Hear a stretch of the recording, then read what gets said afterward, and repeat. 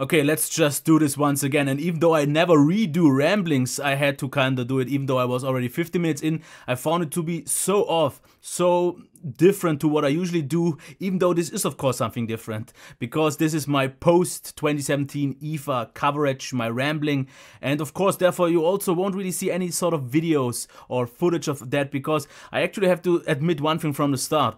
I was there for 3 days and I want to just share my experience with you.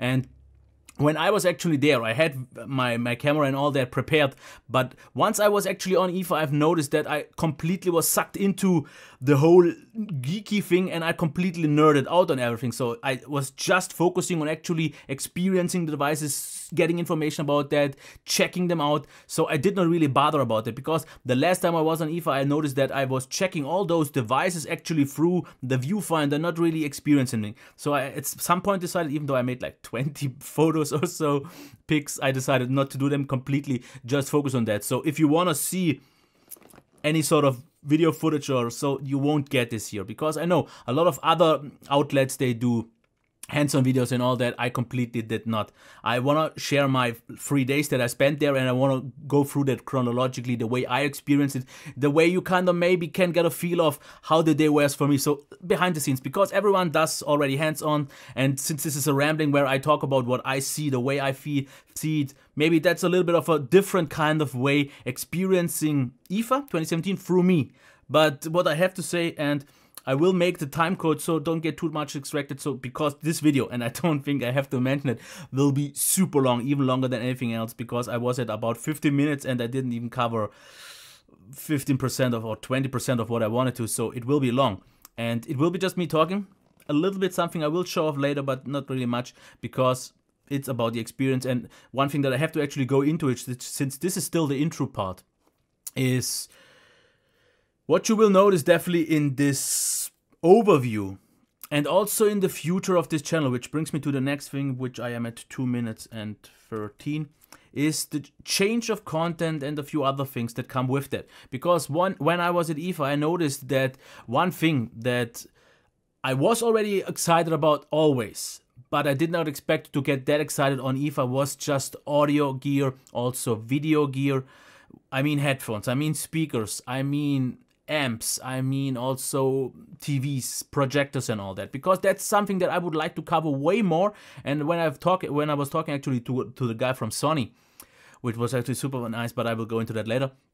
He offered me if I want to check TVs, because he noticed that that's something that most YouTubers don't cover. And I actually said to him one thing what I've noticed, because he said there are a few YouTubers who cover TVs, but they go super in there, very technical, and that's not so interesting for many. What I've told him, that I've seen some bigger tech YouTubers who usually review phones and so on. Brands like, for example, LG just sent them their biggest, best lineup TV. They can use it, and then they make a like 5 minutes review, a 5-minute review. And I don't personally like either way, because the too technical stuff is boring, and the other thing, the 5-minute part, is just way too shallow. So I would actually maybe try to get into that segment with also more headphone reviews in the past, because due to IFA I got a few more contacts, and what I will definitely do next year is go to special events like just for audio and video, because that's just something that interests me personally. So what you will see maybe in the future is a little bit of a shift, if things work out properly, towards audio gear, like more headphones, more speakers, but also TVs, projectors and so on, if it's possible. What you won't really lose out, definitely don't bother too much about that, is the lack of phone reviews and laptops. This will still be the main part.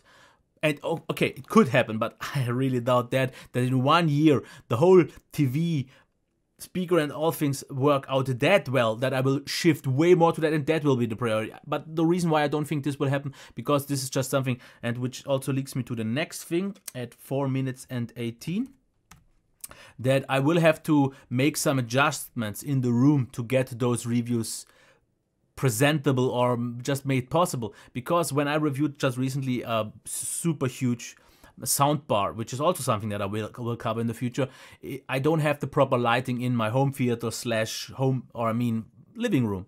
So I will have to make some adjustments, which I want to try to get already a little bit done this week, because I will have to buy some extra lighting and all that, because last time I did my review I actually had to take the lighting that I have here and bring it all down there with the camera gear and all. So this is something that I will do, and of course, it could upset a lot of people because most viewers of this channel are not interested in that kind of stuff.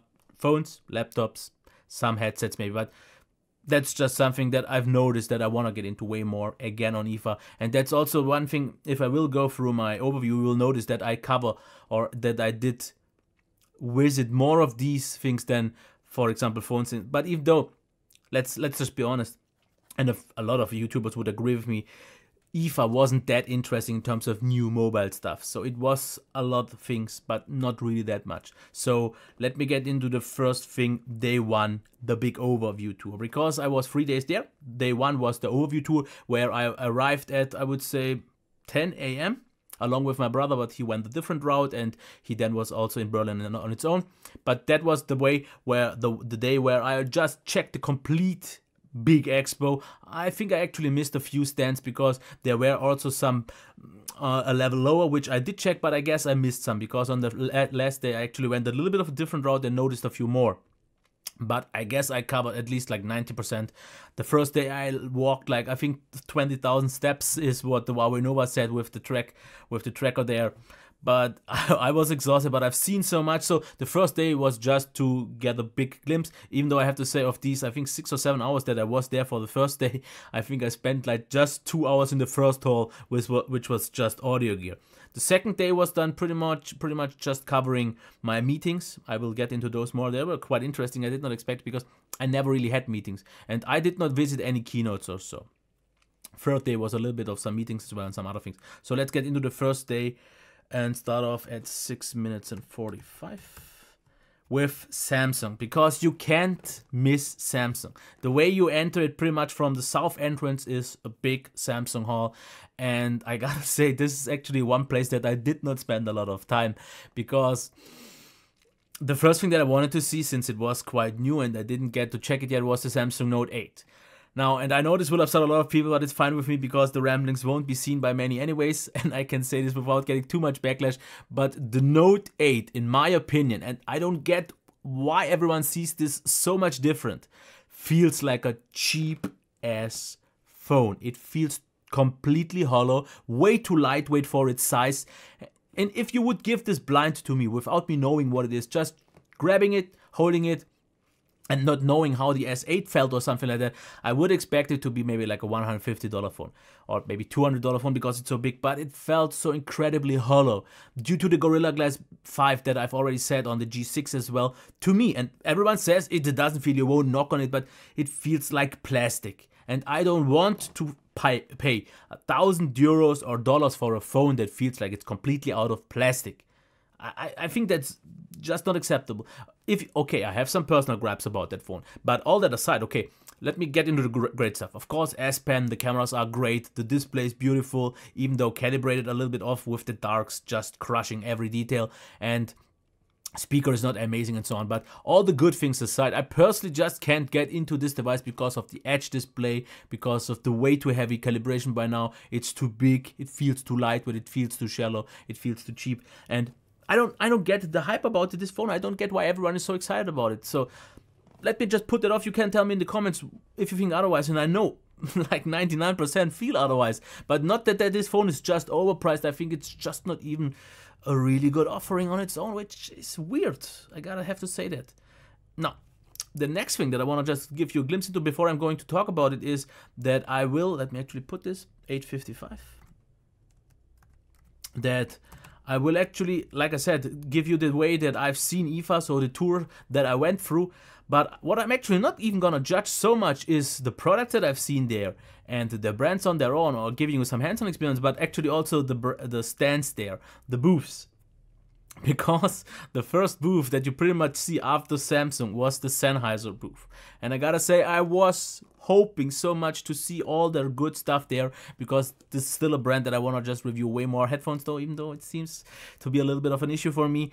The thing is, they had a stand with only displaying the 800S, which is their flagship headphone, but the problem with that one, it was under glass, and that was the only thing they had. Everything else was just done if you talk with them, so pretty much useless. And I was disappointed by that in some regards on other brands, because that is actually one thing that I will talk a little bit about later. But I think the issue on IFA was for some brands, especially smaller brands that maybe would have had even good products, or some that have good products, they couldn't properly display it and actually present it, and the presentation was an issue. But I will get to that into later.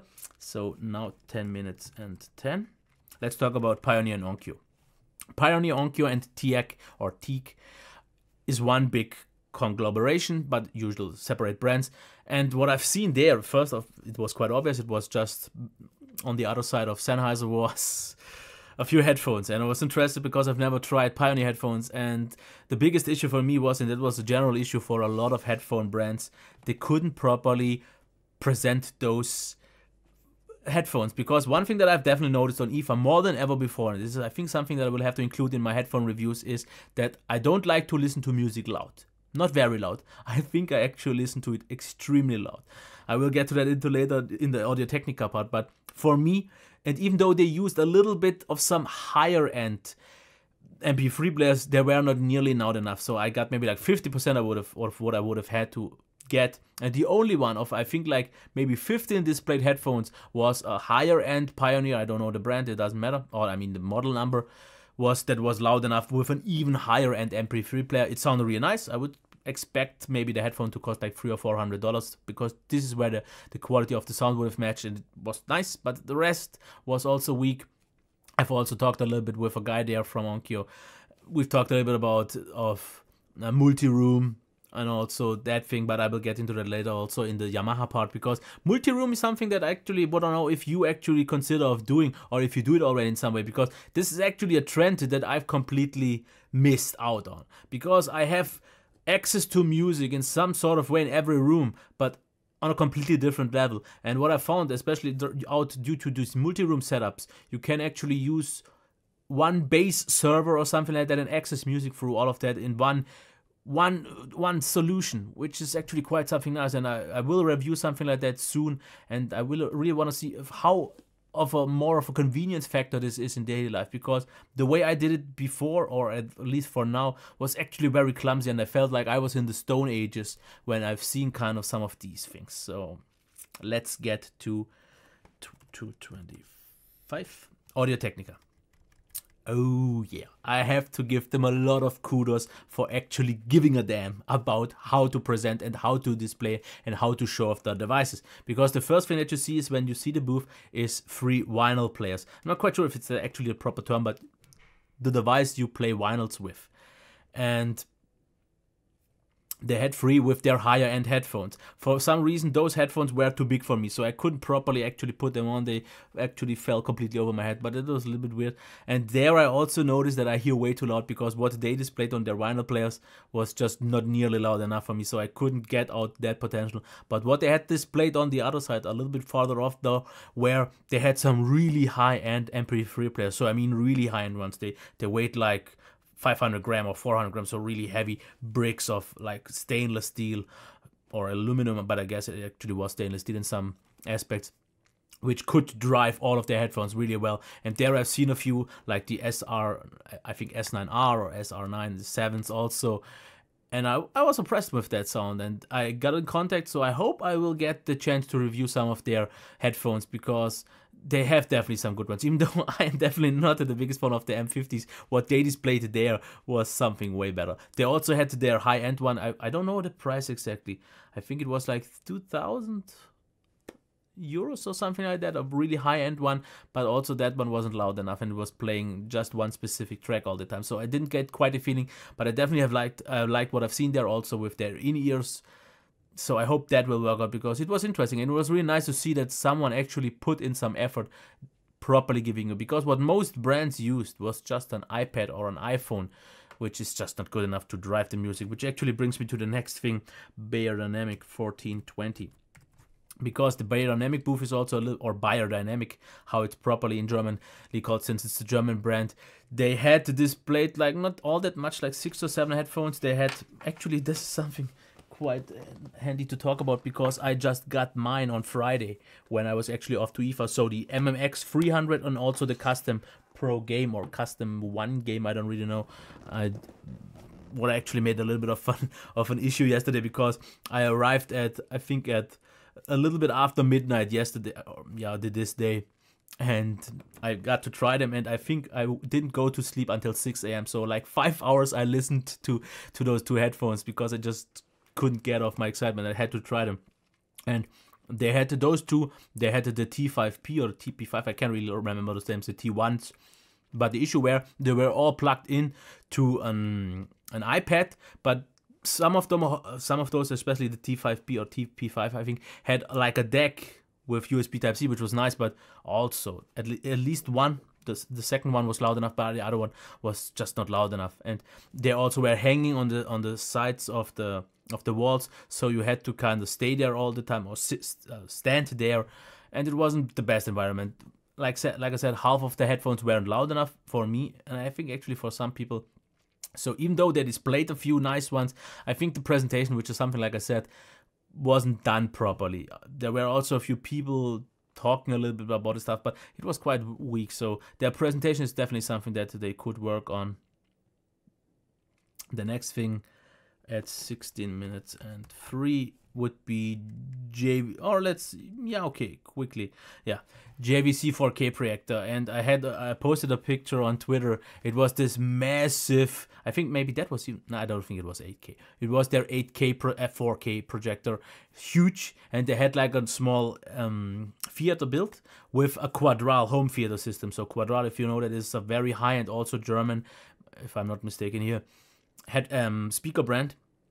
And oh yeah, I was impressed, because what they did first is, of course, they completely, which is something that they put effort in, made the whole room dark, because it was displaying a projector which needs to be dark for the best experience. And I've seen the system, and I know the system already. I don't know if I think it was the Quadral Titans, but I'm not 100% sure. And I actually didn't even see the subwoofer. But when they displayed, I first of all saw the picture, and it was impressive. It was nice. Not quite, I actually have to say, because projectors usually get displayed on even way bigger than TVs diagonals, like for example 3 meters and bigger. So we are talking about 130, 50 and upwards of inches. It didn't quite look as impressive in terms of sharpness, because I use 110 inch on 1080p, and for a movie it's fine, but it's just not quite as impressive what you see, for example, on a 4K video on maybe 65 inches and so on. But that aside, it was the Quadral Home Theatre system. Because what they displayed was Terminator Genesis, and it was the scene where they first meet. So the girl from Game of Thrones, Daenerys, or what? No, that's not wrong. That's wrong. I have no idea. I can't remember anything about the girl with the dragon, the white-haired one, Emilia something is Emilia Clarke. Yeah, that's the actress name. When he pulled the shotgun for the first time. And I thought I was shot. There was such a boost behind that, and that was such a depressive system, but it was actually so loud that, like, after 2 minutes off, also of course I had to go, but it was almost too much for me, but it was impressive. Let's get to the next point at 18 minutes and 17. Lots of small cheap brands, so I definitely won't cover all those, because on day one, this was pretty much the biggest things that I've seen. I will get into a few more things as well, but not that much actually, because that was mostly what I've seen. So there were of course brands like Logitech, I've seen Razer, I've seen Asus actually wasn't there, I think Acer a little bit, Microsoft stand, Dell was there. That is actually something that I can't really talk that much about it. The one thing that I found, and actually I think, yeah, something went wrong. Okay, wait. That was weird, because I noticed that some of my notes were shuffled off, because, give me a second, this belongs to here. That was ignoring me, because I thought I can't be already done with day one. But yeah, there were a lot of small brands, and you've seen, of course, I've seen a few cheap brands like Chinese laptop manufacturers, headphone manufacturers. Most of them were the on-ears. I didn't like that so much. Of course, a lot of TVs, home TV appliances, smart TVs, but that all wasn't that interesting for me. So let's get actually back to one thing, and my notes were shuffled off, because what I wanted to talk before already about it, which I will do now, is Meze, or Meze, because that is also, I'm not quite sure from which country that brand is again. and since I don't want to say something wrong to stand like a fool there, let's just say they have just 2 headphones. So the Meze 99 Classics and the 99 Neos. And this is the part where I messed up, because I wanted to show off the Meze 99, which I won't do, and I won't show anything else anymore because I did forget to set up my shortcuts for OBS. So the moment I switched off to the other one, I kind of stopped the recording. I noticed it at least like 5 minutes later, so I didn't talk too much about rubbish. But I would say now I have to kind of re-render this video, which is an issue because I have to get both parts into one, and therefore I will have some issues getting the time codes right. So I will have to add, because 20 minutes and 5 was the place where I messed up, so I will have to add that to my new notes. But getting back to the Meze, really nice sound. For the price it seems nice. I hope I will review them because they had a lot of them. They are out for quite a while now. People have reviewed them, but for me they are something new, and that's the important part. So let's get into the next thing, Skullcandy. It was actually a little bit of a weird booth because it was a very big one, and they only presented there a few products on like maybe 20% of that. So a little bit weird, and they mostly had like in-ears and on-ears a few. And the important thing that I wanted to check there was the Skullcandy Crusher wireless, because a few of my viewers told me that I should check them out because they have so much great bass and great, because it's the wireless. Skullcandy Crusher wireless. It's a wireless Bluetooth headphone with the emphasis of bass, because it also says bass you can feel. And the one thing that I've noticed the first moment when I put them on, which was actually the most impressive part for me besides the bass, was the seal, because once you put them on, it also feels like a suction cup, and it sucks on in an absolutely comfortable and positive way, and they sit so right. Therefore also the passive noise cancelling is really good. They were very, very comfortable. The look was quite fun. Of course, Skullcandy is more of a youth focusing brand, and therefore they looked a little bit more like, yeah, but they looked absolutely, I would say, actually nice, actually really nice. But the thing is the bass. And that's also a little bit of a weird thing, because the problem was they were one of these brands that didn't properly present their things, because they just stood there, the few headphones plugged into something. You did not even know where the sound was coming from. You could just press a button to play and also change the volume. And how should I put it? It was like a 15-second video clip that it didn't seem in sync, but it was an audio track, but with some talking in the background. So that was definitely not the proper setup to let me check a headphone. There was some music and you could check the bass, but it was not the right thing to display or show off something like that. But getting back to that feel, what I said, bass you can feel, because you have this lever that you can pull up and down to add bass or take a bass away. And if you put them all the way due to the seal, if you wouldn't have that, I think there was so much bass that they would actually jump off your ears. And I think you will have an extremely hard time to find any headphone with more bass. Actually, they were quite nice and detailed bass from what I could judge in a few minutes, because it was a very tight bass, a little bit boomy, yeah, but quite actually detailed. But of course, if you put the lever all the way up, what will happen, which is absolutely normal, it can't be any way other than it completely drowns out the highs and mids. But the thing is,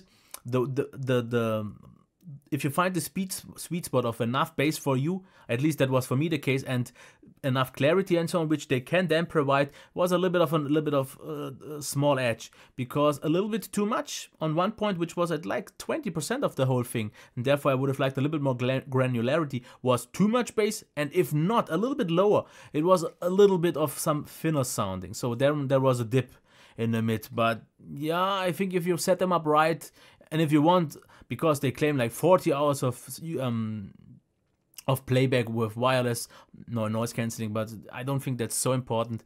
They can play very loud.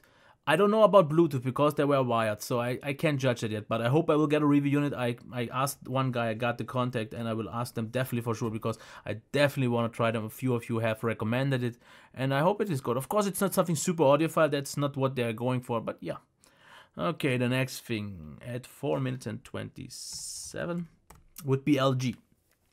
I will get into that a little bit later, that's why I will just quickly brush it off. I've seen monitors there, I've seen projectors, I've seen the OLED TVs, they were impressive, but let's just talk about the V30 for a second.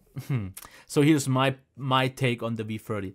Also, it doesn't feel quite what it's priced at 800-900 or something like that, because also it's not quite as cheap and flimsy, not flimsy, but cheap and hollow feeling like the Note 8. Still is better there. What was a little bit weird on the V20, on the V30 was that we have a little bit of a curve on the front, not nearly like on the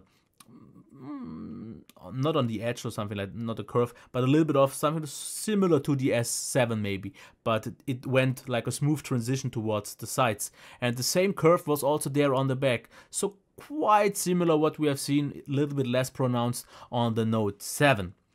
But the problem was, for me at least, it felt a little bit weird. It added some extra grip on the device, but the points where the two curves touched or almost touched was one flat point on the sides, which was like 2 millimeters. And if you had the phone held like this, it felt incredibly thin. But it also felt weird because you had this not perfectly built, in my opinion, sides, because curve, side flat, and this felt a little bit awkward. Not an issue, but it felt a little bit weird, and it didn't also quite match the premium in-hand feel. The size was absolutely nice. The display, in a very dark scenario where you have seen those devices, the brightness was good enough, but it doesn't seem once again to be a super bright display. AMOLED, yeah, nice, resolution seemed fine. It wasn't as impressive at first glance as the Samsung, but I think maybe it will be a little bit more accurate in terms of calibration. I really hope that, because the G6 was a little bit too pale for me, to contrast less, too flat. I definitely think that won't be quite so much the issue on the V30. Performance seemed fine. The speaker, I've actually checked it quite close, and I would actually have to say it's loud, yeah, but it sounds very poor actually. It's not like I usually say the speaker is good and it sounds okay, but just don't expect too much. I would actually say this one is loud, but it doesn't even sound okay. Of course, it was a very loud environment, and even though I put it quite nice, but quite close to me with some reflection and so on. Yeah, speakers will still be a thing that you don't get a premium flagship experience even though you pay so much. So that's disappointing. Okay, next thing at, where are we? 7 minutes and 10, which of course aren't 7 minutes and 10, like 20 and 15, 27 and 15. Dell Inspiron. So I was at the Dell booth, which was actually a little bit weirdly, so they had a kind of smaller hall, which was actually far off in one corner of the whole area, and it was actually quite hard to find. I almost missed it. It was quite big after all, though. They showed off, of course, the Alienware Area 51, their desktop PCs or their laptops. But if I would have to point something out that I personally found to be quite interesting, then it was the Dell Inspiron 13-7000, because they announced that, and it is a 360-degree hinge laptop that has a touch input, and from what I've it had stylus support, and it should be noticeably cheaper than something like the Dell XPS 13. The better version that had the hinge was, I would say, on a similar level in terms of quality to the Dell XPS 14. It wasn't quite as compact and so on, but if it's significantly cheaper, this might be actually a better buy. Of course, the resolution with 1080p and so on won't be that impressive, but at least due to the glossy display, it doesn't have what I did not like on the XPS 14, the matte coating, which was a little bit fuzzy. So the display was nice. There was also the regular 13-7000 without the yoga hinge, so not the 2-in-1 version. Seemed nice, but not quite as impressive as the yoga version or the 360-degree hinge version. Otherwise, what they had, of course, you can't really judge it anyways, but they had the quad-core version of the Dell XPS 14. I'm definitely going to try that one. Gonna review that, but yeah. Okay. Let me talk about the next thing. Size and proper presentation. Let me get to that at 8 minutes and 9 minutes. Size and presentation was an issue. So if I would have to generally point out one thing that I did not like so much, is that there were so many stands, and I've said this already before. Smaller brands, but even bigger brands. For example, JBL had a booth that was like 2 meters by 3 meters, and they had like on one side just, and you couldn't try anything, like 4 headphones or earphones, and yeah, that was it. Other brands also, Polaroid, come on, I didn't even know I've heard it sometimes, but this was the first time I've seen actually they made laptops by these days, and very cheap ones, low-end ones, and so many other brands, and I'm pretty sure I've actually missed a lot of the important ones that I did cover actually, that I did check, that I was interested more in, but that I just forgot, because there was so much in there, and this video is already 30 minutes long, and by the end it's gone, it will be close to an hour, so this will be definitely a super podcast. But yeah, overall the first day was, I would say, in some way the best in terms of what I've seen. The second day, let's get to that here. Starting off with my first appointment at 10 minutes and 11 was my meeting with Yamaha. Because the second day I had, like, I think 4 events, I've been 4 meetings with also one YouTuber that I met that I will get into at the end. And Yamaha was, since you've maybe known it from my review of the MT5, one of my brands that I definitely had on radar. Of course, I can't expect anything anymore in terms of headphones, because they only have the 3 that I've reviewed 2 of, and the third one I've tried there is not something that I'm interested in. But I actually did not really know what I should expect from that meeting, because what I wanted to get covered there, I already had the headphones, and of course they had speakers, they had some soundbars, they have AV receivers, which would be interesting, but that's something that I can't really cover on my channel. But what I actually did not know, which I was presented to, which is something that I completely missed, is Musiccast. Because that's their big thing, their multi-room thing. And what I actually thought is, what I told him is, if once you go into Yamaha, you have to then stick always with that brand. You have to get everything from that, which is actually not true. Because if you have their Musiccasts, this small little box, you can hook it up to any speaker. You could make every Bluetooth speaker, every TV, pretty much everything that is able to play sound on a speaker or is a speaker, Musiccast ready. And I will get, I don't know if I have to contact him, or he told me he will get me like a complete starter package with the Musiccast, with a pair of active speakers, also maybe desktop speakers, because I want to try them at my PC. I will also try some of those soundbars and so on, because this whole multi-room thing actually thinks like something very interesting, because I'm not quite sure if I actually said this already in this take or in the failed attempt one that I deleted, but I think I completely missed the spot on, or the way of these multi-room setups, because the way I use everything is very old-fashioned way. So everything where I have something that plays music, it has a source that can play music in some way, which is actually not nearly as convenient as this Musiccast thing could be. So definitely, if you find this interesting, check out for more soon, I guess. But otherwise, what I've also seen there, Dolby Atmos soundbar, they also had a theater. They weren't quite the biggest fans of that. I said that they had, for example, their best speakers there, also their subwoofers, their 2 ones, the 1000-watt ones. Also, it was, I think, a 77-inch LG TV. No, it wasn't OLED. It wasn't OLED.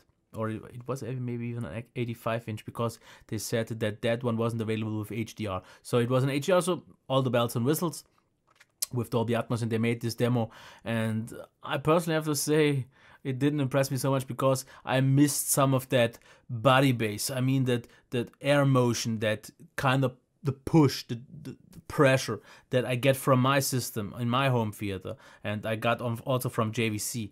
I missed that a little bit. The bass was super nice and precise and all that, but they were a little bit off once they heard that, but also, okay, one thing.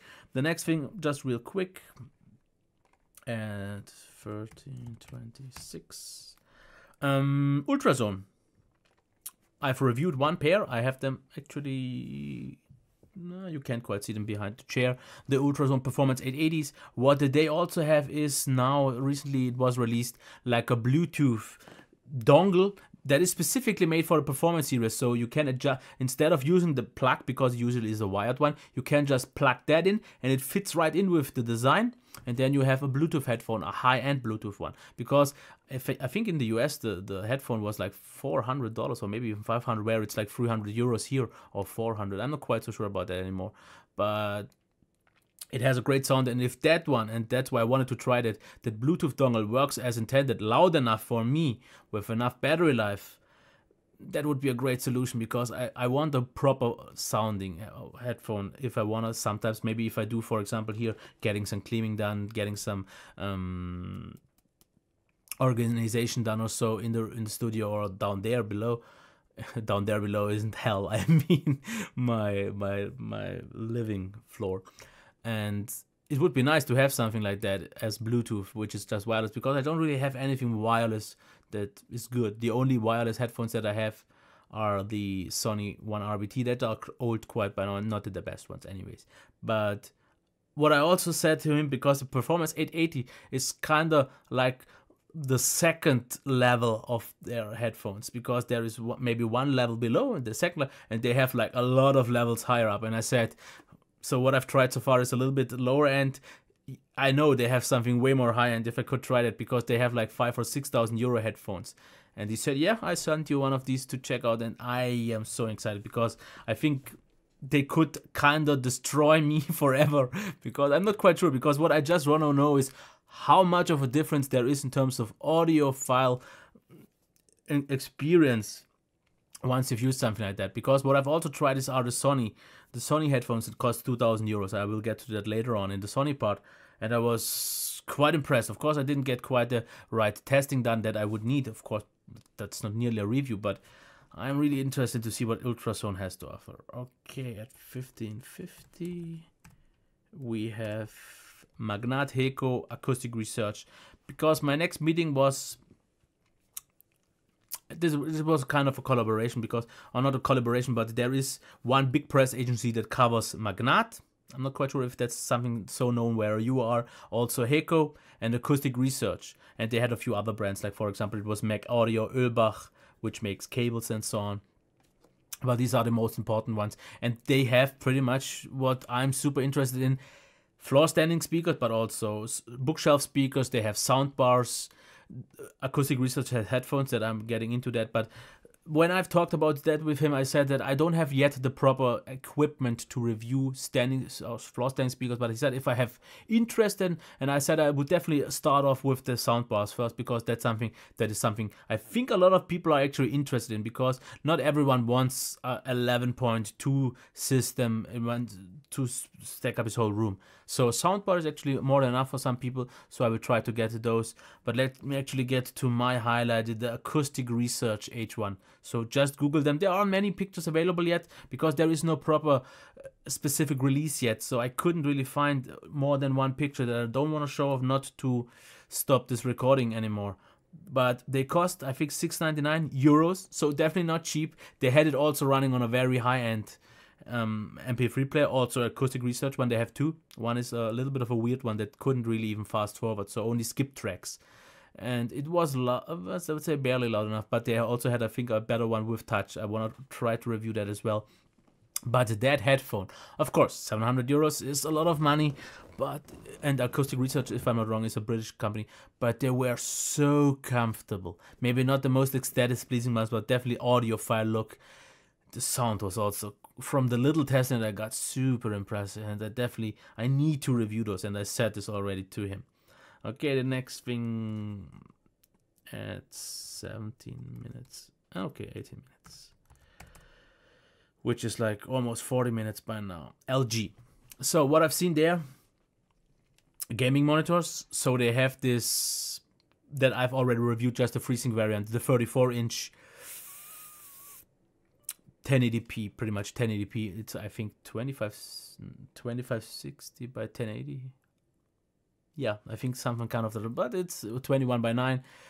Doesn't have the highest resolution, and I actually asked him, I don't think they sell well, and he said, yeah, not really, because it's just not high-res enough. And for some reason, LG doesn't have an 1440p with a high refresh rate. So I think they kind of skipped this, or missed this trend. And I've said it to him as well, and he said maybe they did it on purpose, but I'm not quite sure what would be the reason. Because what I've seen there, what I definitely want to review, and I should be able to, is there is a 32-inch 1440p panel, so regular 16 by 9 with 144 Hz. I think also overclockable to 165. But the downside of that is, which I expected to be, and that's why I asked, because I don't know of such a panel yet. 32 inches with 1440p already is not definitely nearly as sharp as, because I use 1440p on 25 inches. Usually it's 27 inches, so 32 already isn't all that sharp. I think it's still a little bit better than 1080p on a 27-inch display, but it's not that much better also. But the problem is, on that size, with that refresh rate, it's a VA panel. It, in terms of viewing angles, did look okay there, but of course I did not properly check it because I didn't get the time when I was talking with him. But that's definitely something that I want to try, because I would like to know, because I want And that's the thing where I'm just not sure yet, because there was also 32-inch 4K panel, but of course also just 60 Hertz. And you kind of have to know what is more important for you, because if the 4K one with 32 inches is priced kind of similar, which I think it is within $100, $200 of a difference, I would maybe even go for the 4K, because for me as a content creator, where that is more important to have a sharp screen so I can video edit nicer, maybe with a little bit something more impressive, that could be the right one. As a gamer though, due to the higher refresh rate, I would definitely wish for something like that, but I don't think we can expect, and the issue is also with 4K. With 4K you don't really want 27 or 28 inches, because scaling then will be a little bit of an issue. It feels sometimes, it's usable, but sometimes it can be a little bit of a weird factor. So that's why 1440p, if good enough, could be a nice solution, but I don't think a VA panel besides gaming will be good enough for what I wanted to. So maybe I will have to use the sacrifice, or make the sacrifice in the future once I get to something like that of a panel, to go for 32 inches with 4K and just have 60 Hertz, because I don't think anytime soon we will get such a panel with higher refresh rates. So yeah, okay. The next thing was at 21:03. Zeiss. So I was at Carl Zeiss, and there I actually saw something that I did not even think of, because I did not expect it to be there, the Nokia 8. But before I'm going into that, I was there for the Zeiss VR1. They also presented their Connect one, I think it was called. So what the Zeiss VR1 is from Zeiss developed, similar like a Gear VR, so a VR goggle that supports phones up to 5.5 inches. So they told me that the S8 Plus fits in because of the different form factor, but I said, and that was weird once I heard it, once I heard 5.5 inches, I said, I think the Note 8 won't fit in. And he said, unfortunately not, because the S8 is pretty much the limit here. So 5.5 inches. And also, that was a little bit of a weird trend for me, because yes, I know the most common size at the moment is 5.5 inches, but we see quite a few 5.7 inches, also 5.9 inches, especially the phones that have a high resolution.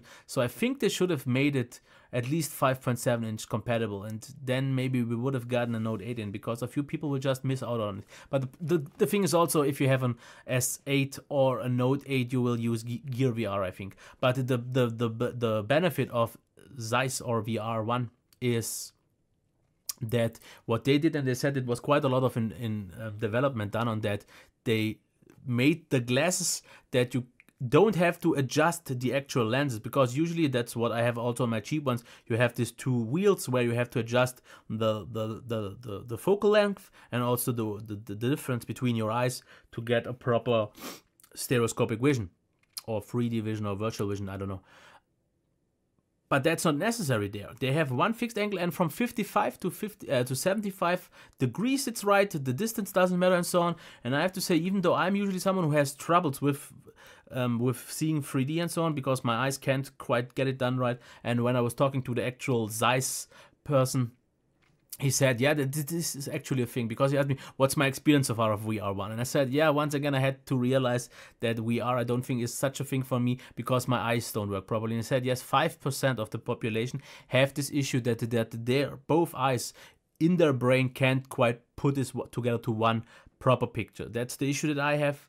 So 3D video, I can get it to work if I look a little bit weird. But what I've noticed actually on the VR1, and I think that has to do maybe something with the thing that you don't have to adjust the lenses, it actually worked out quite okay for me, and I definitely want to review that, because it comes with VR1, and the big highlight on that is, that's actually more impressive thing, that the goggles themselves, you get like these two controllers, and of course what you get in terms of controls is up and down, and I think like sides, but what you won't get is some room environment like the Vive has. So you are limited here. It's more like something positionary, so not room scaling.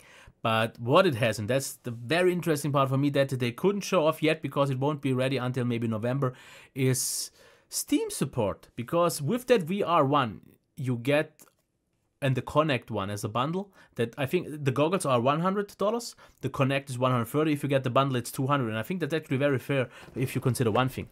You will get an app for your smartphone, so it doesn't matter actually if it's iOS or Android, that you can load on your phone, and then You put the phone in the VR1, you put an USB 3 cable, or a USB, whatever it is, it works with all, in your phone. And the other end is a USB 3 cable that goes into your PC. So, of course, you will still need a VR capable PC to play VR games, because what you will then have the chance, because it will kind of just put out what you would have on your PC, what you then could use with Vive or Oculus, but as the phone as your display. But all the work is being done on the PC or the laptop if it would be powerful enough, and then you can actually play Steam VR on a $200 level. So you have the controls, and where this is very important or interesting for me is not so much most games where you need the room scaling or so on, where you have to move and so on. For me, it's actually more interesting for racing games, because there you have VR, and VR works very nice for most racing games already. So that's something that I want to try, and I hope my eyes will work out, because that's definitely something I want to try. Okay, that's actually one of my most pleasant things that happened. I finally was able to meet Chris from Techloupe. I don't think I will keep this a little bit shorter here in this part, because I don't think too many of you know him, because he's a German YouTuber. I know him for a few months by now. Wait. I've already talked a little bit about him, so let's get to 2550.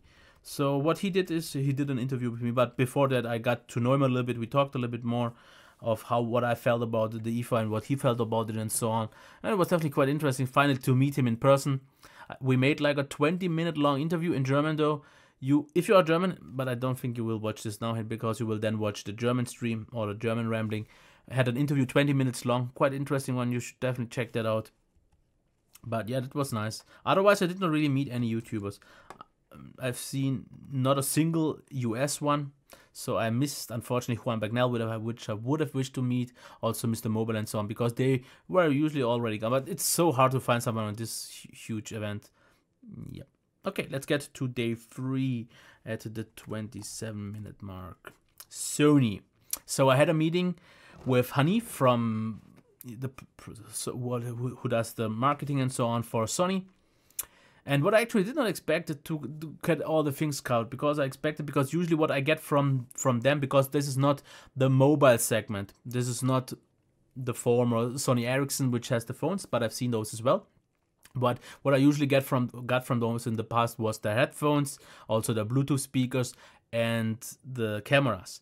But we actually went through the whole booth or the hall.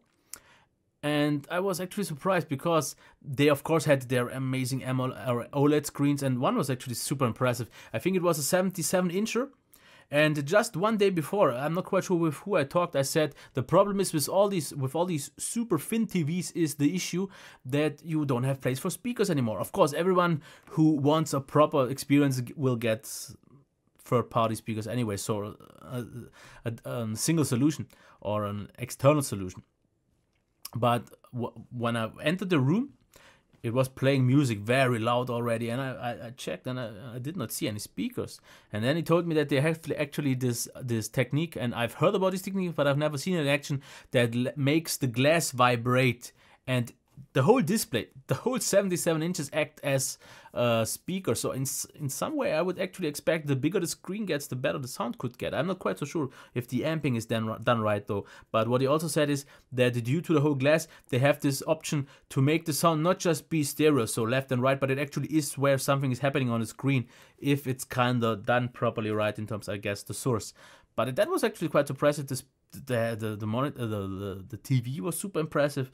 And we talked a little bit about him, and I'm also, once again, due to my super brain, not sure if I've already talked about that, but the thing is, since I want to review maybe also TVs, because I did not actually thought this would be on the table, but he said if I'm interested in, I could review a TV, because they said they don't really have the people yet that review these kind of things. There are a few channels that are super technical that cover it, and like I said to him, then there are a few ones, usually LG, which sponsors the big tech YouTubers, an LG TV 65 inches. They get them for free, and then they make a free 5-minute video, which is not really a review. And I said that I would like to maybe fit into that gap between those super technical guys and the super shallow guys and give you a nice presentation or review of a TV, because TVs are something that I would really like to get into as well. I just never saw it as an option, but it would be there.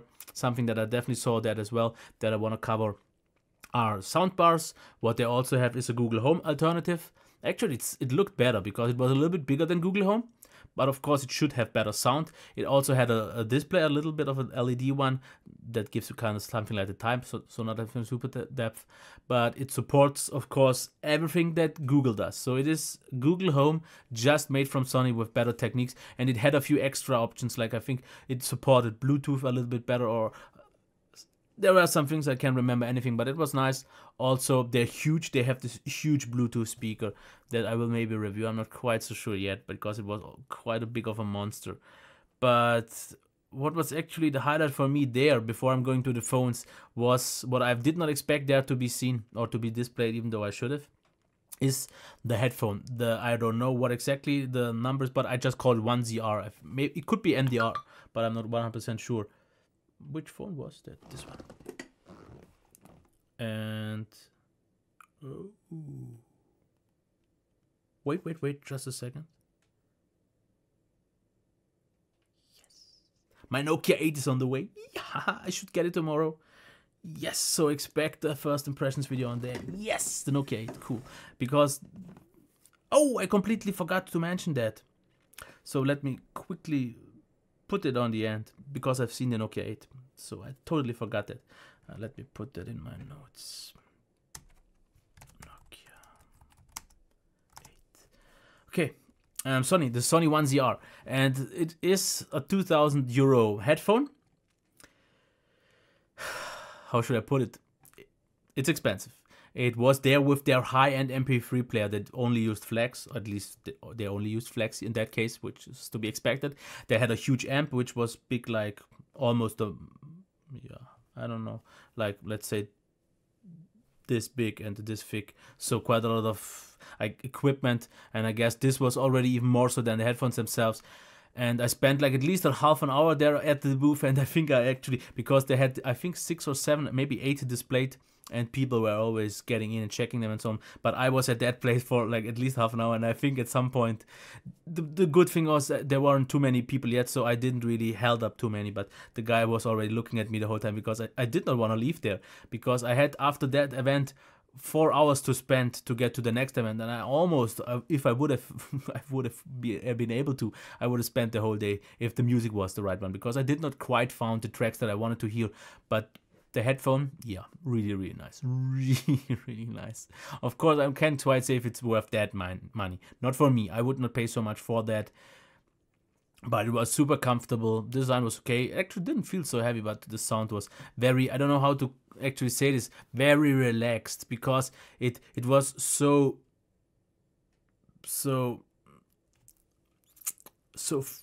it actually, it felt, I don't know the word now. Let me actually check the word now, because I want to give you the proper word, but I actually don't know how that word is called in English. Confident, yeah, of course. The sound was sovereign. It's actually almost the same, because it's souverän in German and sovereign, as you can see here also. So I did not expect it to just sound the same, but a little bit different from writing. Yeah, but confident, that was the sound, because they handled everything so easy and relaxed. Nice bass, super nice highs, and no harshness in the sound. So very confident, and I really liked that. Okay, next thing, the Epson 4K projector. So what I've seen there is the 4K monitor from Epson. I actually did not even approach them, because I wanted to ask if I could maybe get a review on it from that as well. But I decided not to, because that's not something I think I can cover just yet. But it looked impressive, and he also showed some SDR versus HDR there. But what I have to think, but it felt a little bit like it was faked, because the SDR looked way worse than the picture should have looked like. So I don't think that was kind of a proper test, but otherwise it was nice. But it was also the 4K variant that they showed in 4K. So their flagship one, which is a laser projector, was at 7,700 euros officially. The smaller one, which is also 4K capable, but with pixel shifting, which is not proper 4K, almost like something in between 2K and 4K. And that one was, I think, 3,000 cheaper, but it also looked actually quite nice. They only showed off a Blu-ray, so a full HD, not a 4K one, but it actually looked not really worse than the 4K footage, which was a little bit disappointing because I expected 4K to look more impressive. Okay, it was a 3.5 meter wide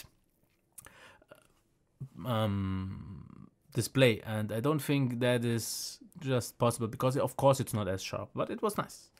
Okay, the next thing was Teufel, which I will skip because it's a German brand and it doesn't really matter you so much. So let's get back to the Nokia 8 at 3523. So what I did not expect when I was at the Carl Zeiss, and I completely forgot to talk about that, I had the Carl Zeiss because they are using the same, and I thought, hey, I've seen, wait, that's the Nokia 8, and I thought, what is that doing? And I remembered, yes, the new Nokia 8 uses Zeiss again. And the phone, I have to say, feels super nice. I've seen actually all the colors there because I've heard from a few people that didn't see all. I've seen the blue shiny one, I've seen the blue matte one. They actually said there were only 4 versions, but I think I saw 5 because maybe that was an extra version one, because I've seen a silver one that was matte. So I've seen silver matte, I've seen copper, but the matte and the glossy copper. But I also think I've seen, no, I think it was just blue matte and not blue glossy, because blue matte is also what I've ordered. So yeah, really nice actually in-hand feel.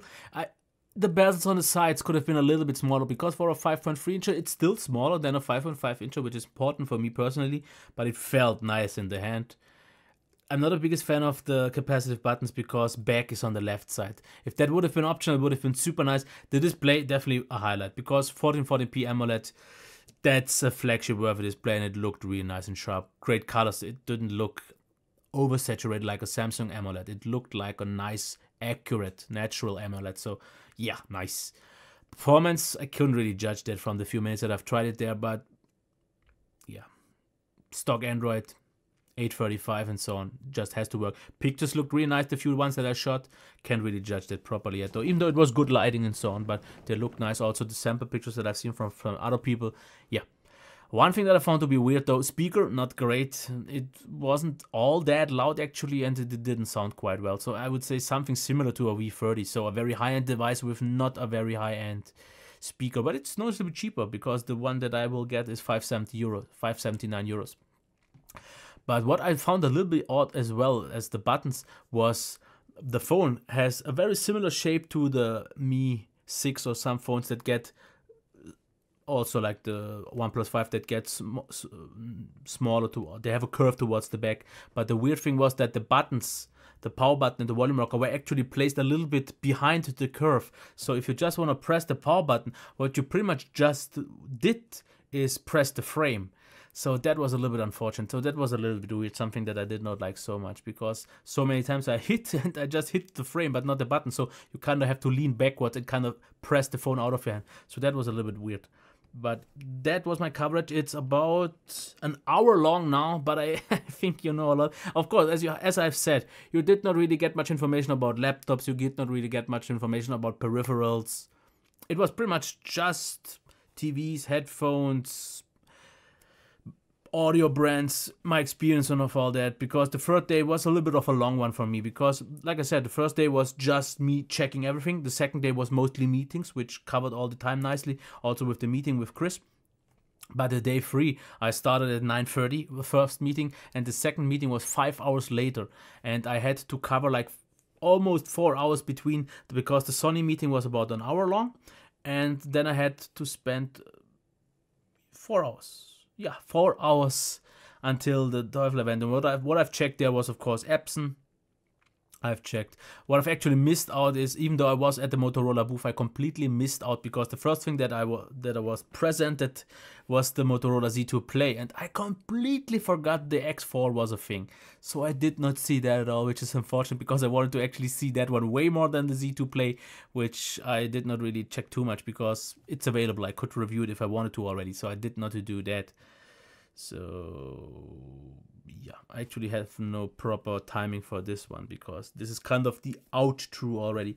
Because I definitely have to say I did enjoy my days. It was just 3 days. It wasn't too stressful. But I don't think next time if I would go, I would need more days because I wasn't at any keynotes. I was on the one where they presented the Kirin 970 for half an hour because then I had the other appointment, and yeah, I don't think I will get next year to the events as well, to the keynotes and release notes, because I'm not usually invited anyways, and it's not something that interesting for me, and I think I will do it just next time as well. So just spend 3 days there. I think 3 days is enough because first day I will do it. Actually, I think I would do it just the same way again. So use 1 day to check everything, to get a brief overview. Second day maybe second and third day for more meetings, because I did not set up too many. Because if I would have known how things work, and that's good, so I've learned that for next year I will make more appointments, especially with maybe, I don't know, just different brands. Sennheiser maybe, because then I can see something, or just other brands. But this was it. Super long. And yeah, let me know if you liked it. And yeah, you definitely know pretty much all that I've seen. I've seen a lot of brands actually. Let me quickly say, there was one brand, it was called Vestel. So Vestel. They had like a lot of TVs and so on, but I also seen phones, and they were displayed quite a lot actually, but so cheap ones. And once I've seen those, I knew why I've never heard of that brand. But there were other brands. I've also seen the BlackBerry for the first time, the Key 1. Actually didn't feel premium at all. It felt quite cheap to me as well. So it wasn't properly able to be held because of the safety measures and so on, but it didn't look all that impressive to me either. But otherwise, if I would have to call out, let's put that in my highlights at 3140. So highlights. My highlights. I would definitely say Audio-Technica in terms of the presentation. They had some nice products. Personal interest for me, what I was super interested in, what I did not expect him to see at all, was the Acoustic Research, the H1, their headphone. I need to review that because 700 euros is a lot, but it could sound really nice because I had a Acoustic Research product ages ago, a speaker, and they make definitely nice things. And this one looked super nice. Of course, also, I have to point it out as one of my highlights is the Sony 1ZR. Super nice sound. I don't know if it's worth that money because I think once you have the whole setup, it will run more like 3,000 or 4,000 euros than just the 2,000 for the headphone. But yeah, nice. Also, one thing that I completely forgot to talk about is the Sony Xperia line. How did I miss that? Let me actually get to that in a little bit. I completely forgot that the Xperia XZ1 and compact, but we can quickly cover that here right now in the highlights because it is one of my highlights, so I can cover it now. The XZ1, forget that. I don't know what I should think about this phone. It's way too big for a 5.2 inch. The bezels and so on. Yes, I know Sony users will say you need big bezels and all that, but I don't have a problem with bezels, but I have a problem with a device that is just bigger than it should be. Because the XZ1 Compact is what was my highlight from all the phones. Because yes, for example, Chris from Techloupe also said, man, sometimes I really mesh 3 words into one. He said that it felt just too chunky, but I have to say I was always a fan of the for the compact line, because not just because of the high-end specs and so on, but they are chunky. But since they are so small, they are actually thicker, and then it's fine because you have a lot to grip on. So I definitely like that. This screen, yes, it's just 720p, and I would have maybe wished for maybe like 4.8 inches or so with 1080p then, or 1080p in general. But I would say, at least on the show floor, with the maximum cranked up all the way, the screen seemed very nice. Of course, not the super sharpest one, but I think it's mostly a head thing. Because on that small size, 720p is fine, because it looked quite sharp. I went very close, and yes, I've seen a few pixels and so on, but in normal use, I think this will be less of an issue than I think every time. Because every time I review such a phone, like for example also the Samsung Galaxy A3, but also the X Compact last year, in normal use I never really bother so much. It's mostly just a thing that bothers me in my head, that in 2017 I have a 720p device. But if you get past that, performance was nice. Speaker, actually, I don't think they did so much as an improvement, because I've heard something like 50% more of output volume on the speakers of the XZ1. I've tried it, and it, of course, in the show floor it's hard to judge, but it did not impress me, because I had to get very close, and it pretty much, to me, once again, sounds like any other slightly crippled Sony head speaker, just not being loud enough and not sounding quite rich. It's actually a little bit disappointing, but I guess it won't be an issue for most people. But the phone I like. The XZ1 also has the big issue of just having a 27 milliamp hour battery, the same as the compact one, so who should buy that? Once again, there I've seen the XA1. Gotta say, it looks great, but also just a 720p display on, I think, 5'2" inches. That's not quite good enough anymore, and especially since it just used the Helio P20, that one wasn't so interesting.